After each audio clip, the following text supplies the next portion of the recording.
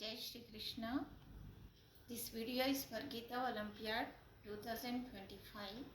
నేను ఇప్పుడు 18వ అధ్యాయము 19వ శ్లోకం నుంచి 24 శ్లోకాలు చదువుతున్నాను.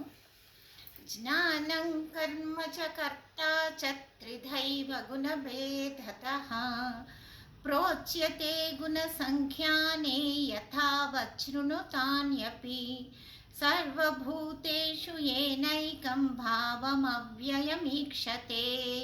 అవిభక్తం విభక్తేషు తజ్ఞానం విద్ధి సాత్వికం పృథక్త్వేన తు యజ్ఞానం నానాభావాన్ పృథక్విధాన్ వేత్తి సర్వేషు భూతేషు తజ్ఞానం విద్ధి రాజసం ఎత్తు కృత్స్నవదేకస్మిన్ కార్యే సక్తమహైతుకం అతత్వార్థవదల్పం చ తత్తామసముదాహృతం నియతం సంగరహితమరాగద్వేషతః కృతం అఫలప్రేప్సునా కర్మ యత్తత్ సాత్వికముచ్యతే ఎత్తు కామేప్సునా కర్మ సాహంకారేణ వా పునః క్రియతే బహుళాయాసన్ తద్రాజసముదాహృతం.